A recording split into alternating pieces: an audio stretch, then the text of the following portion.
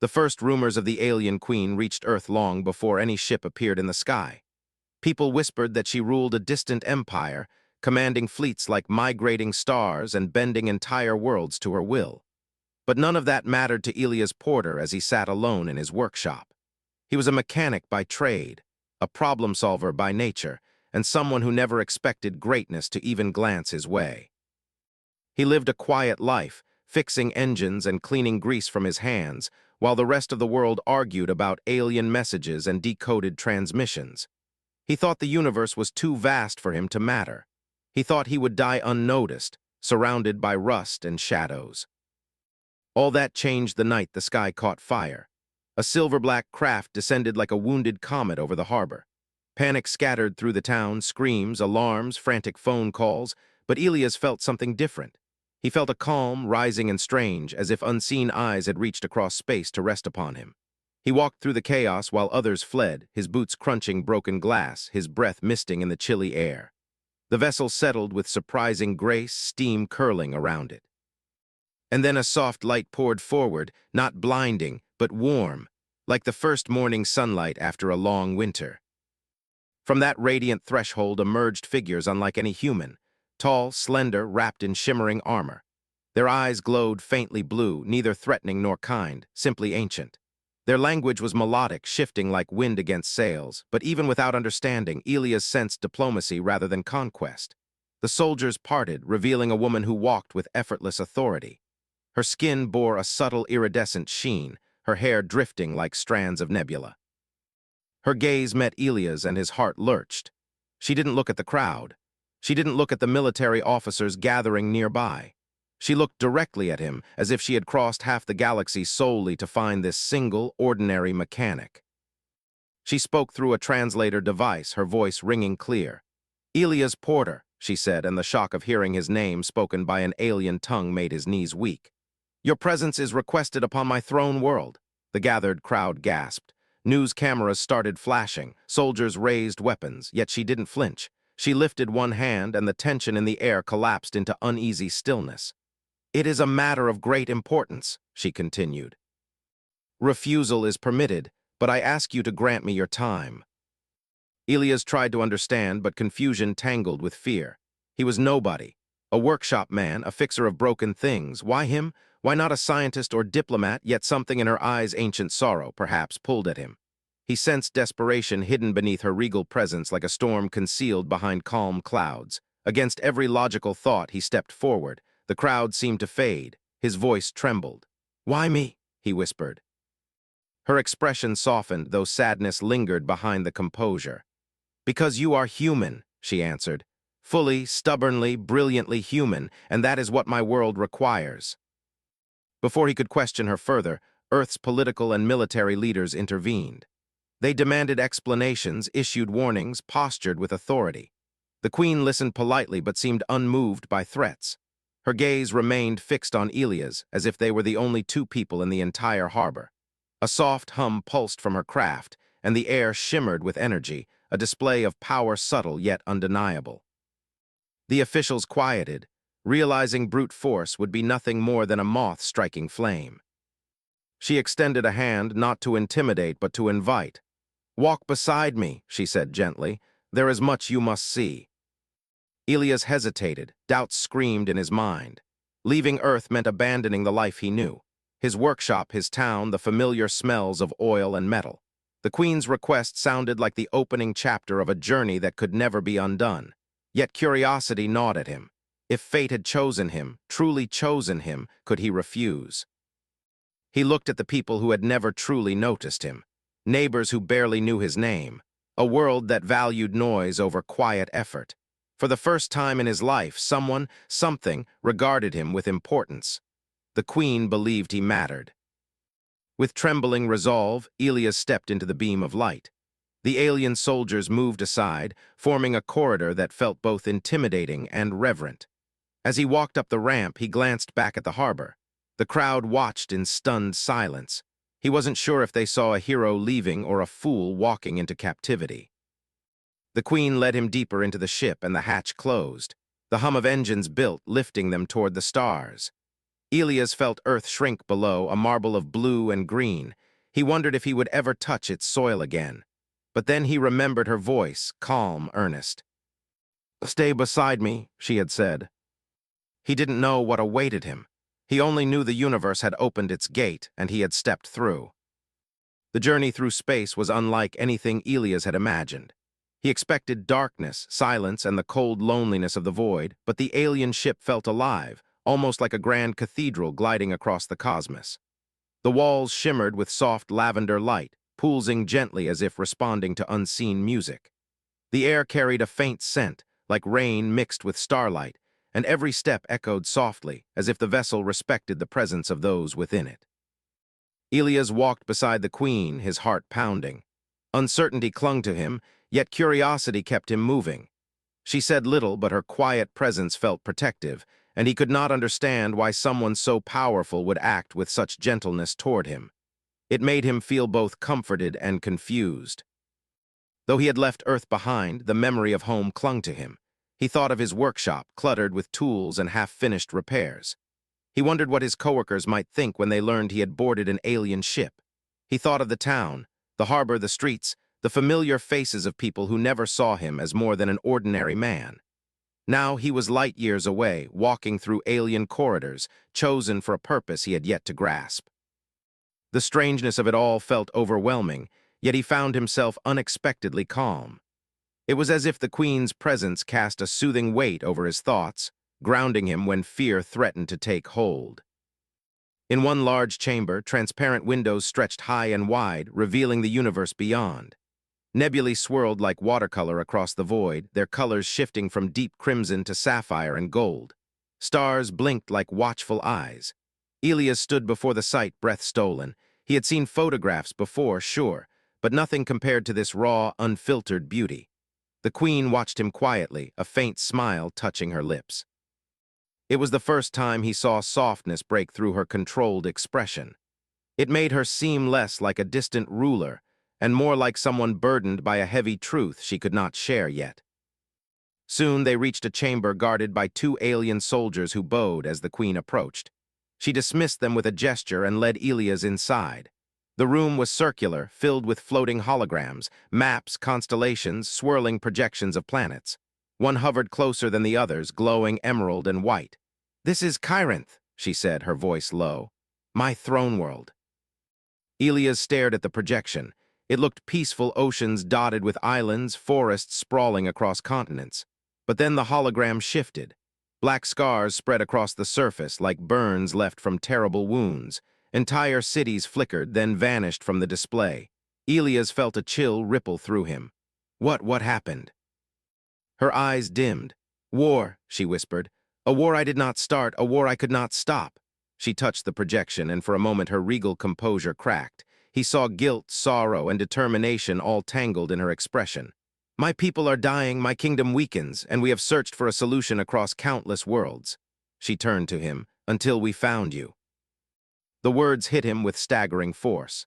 Elias was no scientist, no strategist, no warrior. How could he save an entire world? His voice wavered. "I fix engines. I mend broken tools. I don't understand why I matter to you." She held his gaze steady. "Because you understand broken things," she said softly. "You do not discard them when they fail. You restore them. You believe they can work again."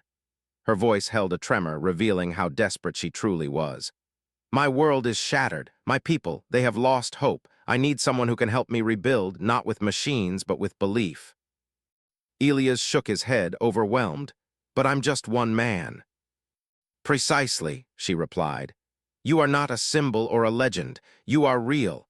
And my people need to see that even an ordinary being from a distant world can stand with them.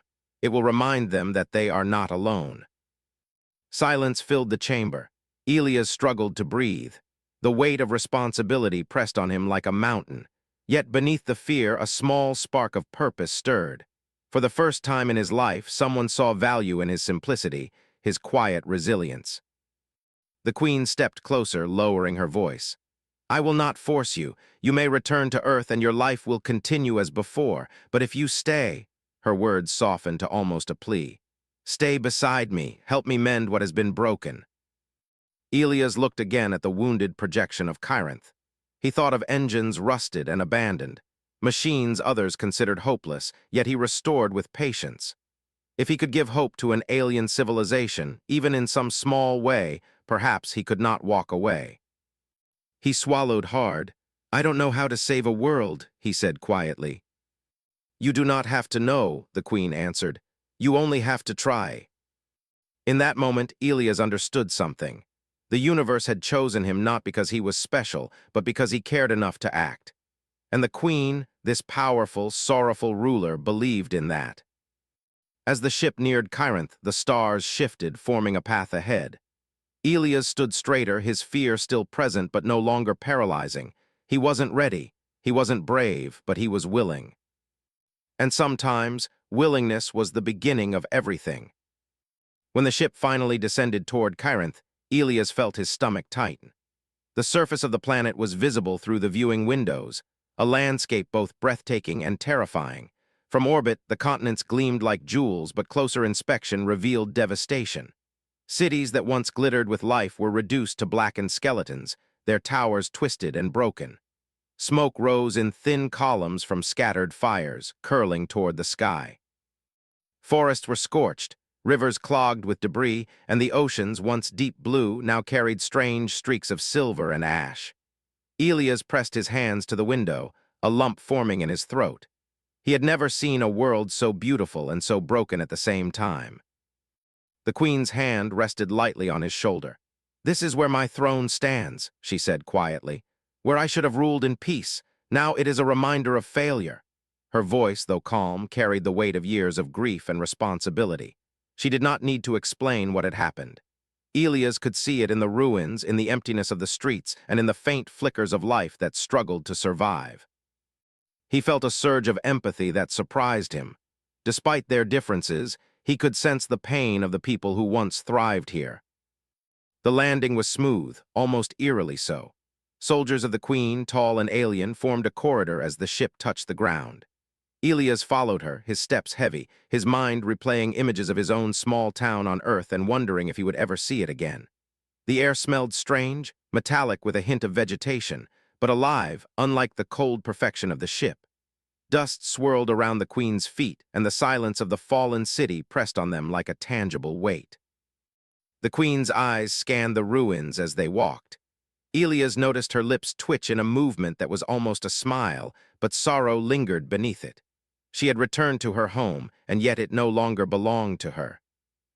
They reached the central plaza, once a hub of life and color. Now statues lay shattered, fountains were dry, and holographic displays blinked erratically. Elias could imagine children laughing here, merchants shouting, musicians playing. Now the square felt like a tomb. "This used to be the heart of Kyrinth," she said, her voice breaking slightly. "I have failed to protect it. I have failed my people." Elias wanted to speak, to comfort her, but words felt hollow in the presence of such devastation. Instead, he simply nodded, standing beside her as instructed, feeling the silent weight of her grief. Suddenly, a faint movement caught Elias' attention. Among the ruins, small figures emerged, cautious and wary. Humans would have been invisible in such destruction, but these Corinthians carried themselves with pride despite their suffering. Their skin shimmered faintly under the alien sun, their eyes wary but intelligent. They paused when they saw the Queen, some bowing, others simply standing frozen in shock. Elias felt a pang of fear and hope mixed together. They were alive. Somehow, despite everything, the people of this broken world had survived. Queen's gaze softened as she addressed her people. Her voice, amplified slightly, resonated across the plaza. "I have returned," she said. "I am here, and I will not abandon you." Her words carried authority, but also vulnerability, and Elias realized that the Queen's strength was not in conquest or fear. It was in her willingness to stand in the ruins, face despair, and refuse to give up. The Corinthians responded slowly, cautiously, some stepping forward to meet her gaze, others merely observing. Elias felt a swell of pride, not in himself, but in the Queen. Then he felt a tug at his sleeve. A small Corinthian child, no taller than his knee, approached him with curiosity and trust. Their eyes were wide, shimmering with unspoken questions. The child reached out, touching his hand lightly. Elias froze. He had never been close to children. He had never imagined a moment like this. Yet the gesture felt like a lifeline, fragile but real. He knelt and smiled, unsure if the expression mirrored understanding or if it simply conveyed presence. The child giggled, a sound so pure that it cut through the weight of ruin surrounding them. The queen watched this silently, her lips pressed into a thin line. "Hope begins small," she murmured. "It starts with one person, one connection, one choice to stand when the world has fallen."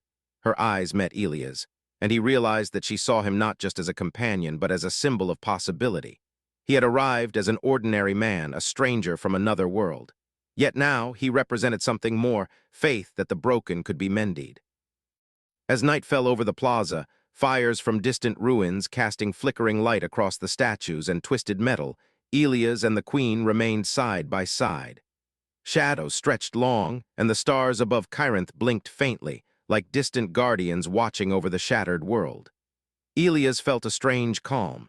He was terrified, yes, but also determined. For the first time, he understood that standing beside someone was not just about support. It was about sharing a burden too immense to bear alone.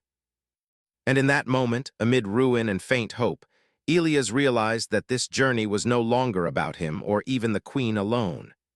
It was about a world on the brink, about the courage to rise when everything seemed lost, and about the fragile, human spark that might ignite the flame of rebuilding.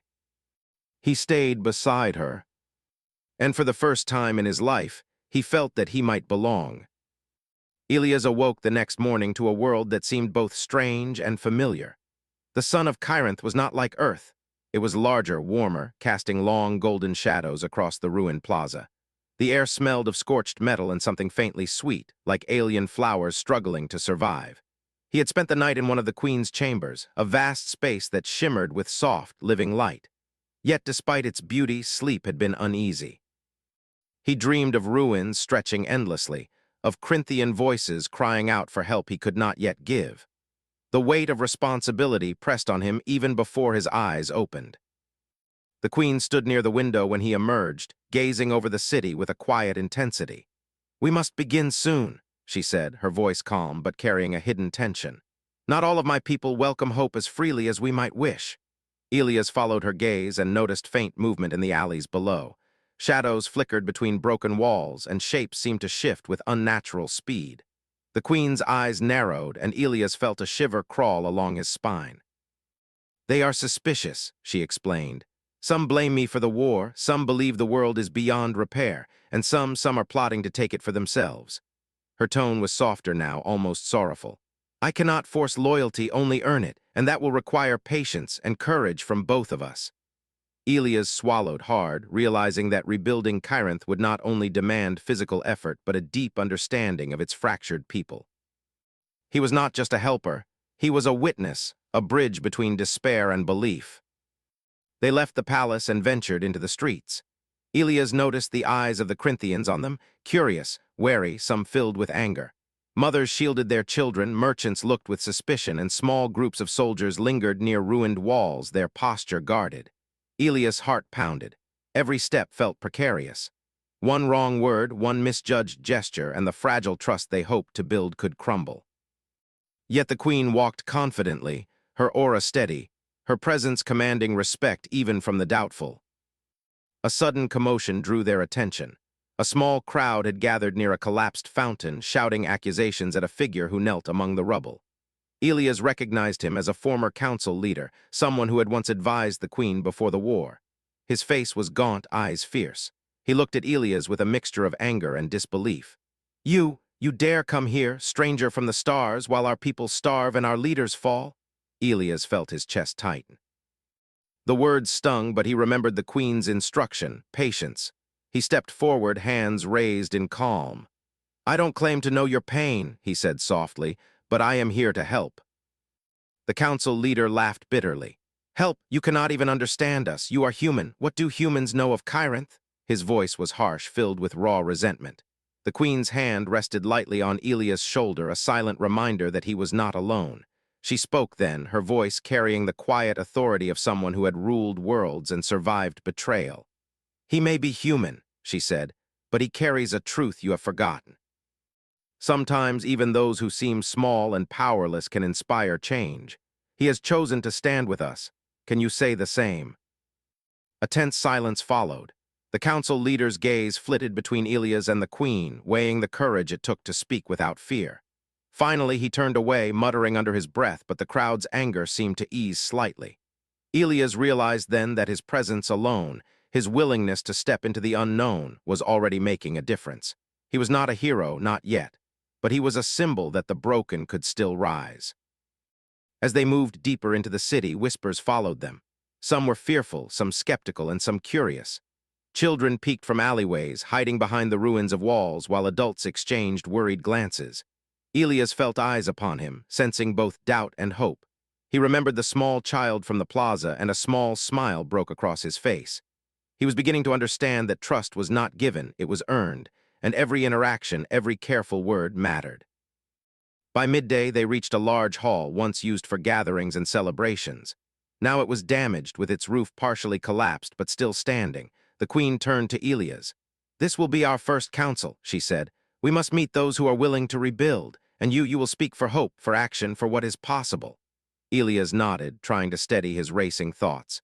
He had never addressed a crowd before, much less one filled with a world's weary survivors. Doubt clawed at him, but he remembered the queen's words, the child's small hand, and the silent promise he had made, to stay beside her. As the hall filled with wary figures, the weight of Chironth's future pressed upon Elias like never before. Fear threatened to paralyze him, yet beneath it, a quiet determination burned. He was not the queen, not a warrior, not a strategist. He was human, ordinary in every way. But perhaps, for the first time, that ordinary strength was exactly what the world needed. And in that moment, Elias understood that the true battle had only just begun, not against enemies or armies, but against doubt itself. He stayed beside the queen, and together they would face what was to come. The hall was quiet, heavy with tension, as the first few Corinthians hesitantly took their seats. Dust fell from the cracked ceiling with each whispered conversation, and the faint light filtering through shattered windows cast jagged shadows across the floor. Elias stood beside the queen, feeling the weight of every eye in the room. They weren't looking at him with curiosity alone. They were judging, measuring whether this human could be more than an outsider. He swallowed hard, remembering the ruins outside, the child who had touched his hand, and the queen's unwavering trust in him. He had no choice but to try. The queen began speaking first, her voice calm but resolute. She recounted the history of Chironth, not the glory, but the truth. She spoke of the war, of mistakes made and allies lost, of the resilience of those who had survived. Elias noticed how her words softened some of the stern faces, though a few remained skeptical, folded arms, and narrowed eyes signaling doubt. When she finished, she stepped back, her gaze resting on Elias. "It is his turn now," she said. Elias felt his throat tighten. The hall was silent except for the distant creak of the building and the faint wind slipping through broken walls. He took a deep breath. "I don't know your history as you do," he said slowly, his voice carrying more strength than he expected. "I can't fix everything at once. I don't have the answers, but I can help." He looked at each face, trying to convey sincerity without pretension. "I've fixed broken machines before, things others thought were beyond repair. And I've learned something important. Even when it seems hopeless, things can work again if someone cares enough to try. I believe your world can heal, not because I am special, but because you are still here, alive, and willing to fight for it." A murmur spread through the hall. Some faces softened, eyes flickering with a cautious hope. Others remained rigid, but Elias could feel their attention shift, their defenses lowering ever so slightly. The queen gave him a small nod, a silent reassurance that he was doing exactly what was needed. Encouraged, he continued. "Healing takes time, it takes mistakes, it takes patience, and it takes people standing together. You don't have to wait for a hero or a savior. You are the ones who can rebuild your world, one step, one choice at a time. I will stand with you. I will stay beside your queen, but you must do your part too." He felt the tension in the room shift almost imperceptibly. Eyes that had been wary now glimmered with something unfamiliar, possibility. A few Corinthians leaned forward, curious. A young engineer raised her hand, trembling slightly. "And what do we do first?" she asked, her voice a mixture of fear and hope. Elias smiled faintly. "We start small. We repair what we can. Clean water, shelter, food. Then when the foundations are strong, we can rebuild the rest. One piece at a time, one person at a time." The queen's presence beside him was steady, unwavering. She spoke softly now, reinforcing his words, explaining that she would support the people in every step, but that this time they would lead. Elias noticed something remarkable, a spark in the crowd, a flicker of determination hidden beneath layers of pain. He realized that even amidst ruin, the desire to survive and to restore was alive, and it was contagious. By the time the council ended, plans had begun to take shape. Teams were forming, Corinthians volunteering for tasks they had once thought impossible. Streets would be cleared, water systems restored, and abandoned homes repaired. The process was painstaking, but Elias understood that this was not merely construction. It was a rekindling of spirit, the reclaiming of a broken world. He could see the first faint signs of hope etched into their faces. As night fell, the queen and Elias stood on the steps of the hall, overlooking the flickering lights of scattered fires below. "You've done well," she said quietly, her tone carrying genuine warmth. Elias shook his head, humility pressing down on him. "I only spoke," he replied. "You gave them a reason to listen. I just echoed what you already knew." She smiled faintly, a rare vulnerability softening her features. Sometimes the echo is enough. Sometimes it takes someone from another world to remind them of what they've forgotten. She looked out over the city, where shadows and light intertwined, and Elias could sense her hope mingling with grief, her sorrow tempered by possibility. Elias felt the truth in her words. He was only human, ordinary in every measure, yet here he was part of something extraordinary. He had no armies, no weapons, no power beyond his empathy and resolve. But that was enough to ignite the smallest spark in a dying world. And as the night deepened and stars blinked above Corinth, Elias vowed silently. He would stay beside the queen. He would stand with her, with the people, and with this shattered world. No matter how hard, no matter how broken, they would rise together. Because sometimes, all it takes to begin again is the courage to stay. Elias stayed beside her, and Corinth began to breathe once more. The days that followed were harder than Elias had imagined. Rebuilding a world was not about grand speeches or hope alone. It was about toil, sweat, and quiet determination. The queen remained by his side, moving through the city like a shadow of strength, her presence steady, her gaze calm. But Elias felt the strain in every step, the weight of each decision pressing against his chest. Every corner they turned revealed more devastation. Homes stripped bare, markets reduced to rubble, water fouled and undrinkable. Yet amidst it all, he noticed tiny sparks of resilience, flowers growing through cracks in the stone, a Corinthian child drawing with colored dust, a faint laughter that refused to die. One morning, word arrived that a rebel faction had gathered in the northern district. They were former soldiers and council members, embittered by loss, unwilling to follow the queen's plan. Rumors said they intended to reclaim the city for themselves, to seize power by force. Elias felt his stomach knot. This was the first real test, not just of rebuilding, but of unity. Could the queen's people stand together? Could he, an outsider, help prevent bloodshed? They moved quickly through the winding streets. The air was tense, the quiet punctuated by distant shouts and the clanging of metal. Corinthians watched them from doorways, fear and curiosity mingled in their eyes. Elias' hands were clenched at his sides, but the queen's calm aura steadied him. She whispered, "Remember, Elias, strength does not always roar. Sometimes it persuades." Her words settled in him like a rock in turbulent water. When they reached the northern district, the rebels were already assembled. Their eyes burned with anger and suspicion. Weapons glinted in their hands, strange, alien forms that Elias could barely comprehend. The leader, a tall figure with scars cutting across his face, stepped forward. "And who is this?" he demanded, pointing at Elias.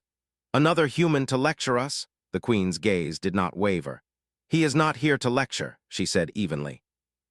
"He is here because he chose to stand with me, with all of you. If you seek power, you will find only ruin. If you seek hope, you will find a chance to rebuild." Rebel leader laughed harshly. "Hope, look around. The queen returned to ashes and ruins. How can you speak of hope?" Elias stepped forward, unsure if his words could bridge the chasm between anger and reason. "I don't know everything," he said, his voice steady despite the fear coiling in his stomach. "I am just one person, but I've fixed things broken beyond belief before, not because I was the strongest or the smartest, but because I refused to give up. Every one of you can do the same. Your world is broken, yes, but it is not gone, and together we can make it whole again." A tense silence followed. The rebels did not lower their weapons, but their faces shifted, anger mixed with doubt, suspicion with curiosity. Elias continued, "You've survived this long even when it seemed impossible. That shows strength. That shows courage. Now the choice is yours. Fight against hope or stand with it." His words were simple, ordinary, but they carried the weight of sincerity and determination. Slowly, the leader lowered his weapon, though not completely. "You are different," he said quietly. "Human, yet your words touch something inside us." The queen stepped beside Elias, her hand brushing his shoulder lightly. "He is human," she repeated, "yet he understands what it means to fight without hatred, to rebuild without revenge. That is what Kyrinth needs. That is what we all need." The rebel leader looked around at his people. Some nodded, some exchanged wary glances, and finally he spoke. "We will listen, but we are not convinced yet. Actions, not words, will show us the way." Elias felt a mixture of relief and anxiety. The first test had passed, but the real work had only begun. Rebuilding Kyrinth was not a single act. It was countless acts, repeated every day by every willing heart. That night, Elias and the queen returned to the hall. The city outside was quiet for the first time in days, the streets empty but alive with potential. The queen studied him, a faint smile playing at the corners of her lips. "You have done well today," she said softly. "It was not easy. You faced fear, doubt, and anger, and you stood." Elias exhaled, the tension in his shoulders loosening for the first time. "I only spoke," he said humbly. "The people chose to listen. That is what matters." She nodded. "Perhaps that is what being human truly means," she whispered. "Not power, not knowledge, not victory, but courage to act when it seems impossible." Elias looked at her, understanding that she had not only judged his heart but trusted it. And in that trust, he found a strength he had never known he possessed. The first test was over. The shadows of rebellion had not vanished, but the spark of unity had been lit. Elias realized that staying beside the queen meant more than support. It meant facing danger, doubt, and despair together, even when the odds seemed insurmountable. And he would, because standing beside her was no longer a choice, it was purpose. And together, they would face the trials yet to come. The day dawned over Kyrinth like no other. The sky burned with colors unseen on Earth, fiery reds melting into golden amber, streaked with silver clouds. The city, still scarred but alive, hummed with cautious activity. Fires that had flickered in the ruins now glimmered steadily in hearths, and the faint sound of hammers striking metal rang through the streets. Elias stood beside the queen on a high terrace overlooking the rebuilding city. He could see the first signs of progress, walls being repaired, water channels cleared, and small gardens sprouting among the rubble. The smell of earth and growing things filled the air, a promise of life returning. The queen's presence was regal as always, yet softer now, less burdened by sorrow. "Today," she said quietly, "we take the final step toward hope. The throne does not merely symbolize power, it represents the choice to rise when everything seems lost. And today, Elias, we claim it not for ourselves, but for all Kyrinth." Elias nodded, feeling the weight of those words settle deep in his chest. This was more than ceremony. It was a statement to the people. Their world could be rebuilt, their lives could be reclaimed, and even the smallest act of courage could matter. The council and the people gathered in the central plaza, faces bright with anticipation, some wary, some tentative, others glowing with hope. The queen stepped forward, her hand resting lightly on Elias' shoulder, signaling him to stand with her. He felt a mixture of pride, fear, and awe. He, a simple human from a distant planet, had walked beside a queen, faced rebellion, and helped ignite a spark that could heal an entire world. He swallowed hard, knowing words alone could not convey the journey they had endured together. Queen spoke first, her voice carrying clearly across the plaza. "Kyrinth is wounded but not broken," she said. "We have seen the depths of despair, but we have chosen to rise. Today we take the throne, not as rulers over you, but as guardians of your courage, your hope, and your determination. Together we will restore this world, one choice, one action, one heart at a time." Her words echoed over the plaza, met with murmurs of agreement, nods, and finally, cheers that rose like a wave through the city. Then she gestured to Elias. Hesitant at first, he stepped forward, his voice quieter than hers, but carrying a raw honesty that silenced the crowd. "I am no leader," he admitted.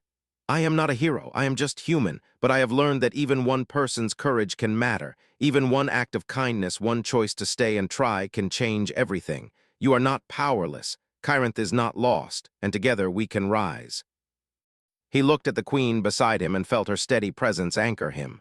The people listened, and for the first time he sensed true connection, the bridge between fear and belief, despair and hope. A hush fell over the crowd as the queen stepped toward the throne.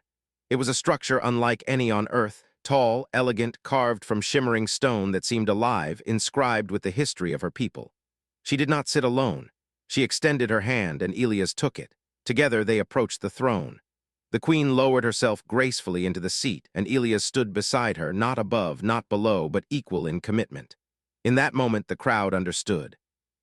The throne was not a seat of dominance, it was a promise. A promise that even in the darkest times, courage and empathy could shape the future. From the terraces, from the alleys, from the newly repaired streets, the people of Kyrinth cheered, not for a ruler, not for an outsider, but for the choice to believe again. Children danced in the rubble, elders wept quietly, and those who had doubted now whispered words of gratitude. Elias looked out over the city and realized that the world was not perfect, that challenges would come, and that the scars would remain, but hope had returned, stronger than before. The queen turned to him, eyes bright, voice soft but full of warmth. "You have stayed beside me," she said, "through fear, doubt, and uncertainty, and because of that, Kyrinth lives, because of you we have hope." Elias felt a lump rise in his throat. He had never imagined such words could be meant for him. He had never imagined being more than ordinary. But here he was, human, flawed, yet capable of inspiring change in a world far greater than he could have dreamed. As the sun set, painting the sky with radiant streaks, Elias and the queen stood together, overlooking the city that had begun to breathe once more. He understood then that heroism was not about glory or strength. It was about choosing to stay, to act, to care, even when everything seemed impossible. And he had done that. He had stayed beside her, and together they had given Kyrinth a chance to rise. The throne was no longer just a seat. It was a symbol of what could be rebuilt when courage, compassion, and hope walked side by side. And for the first time in his life, Elias felt truly at home among the stars.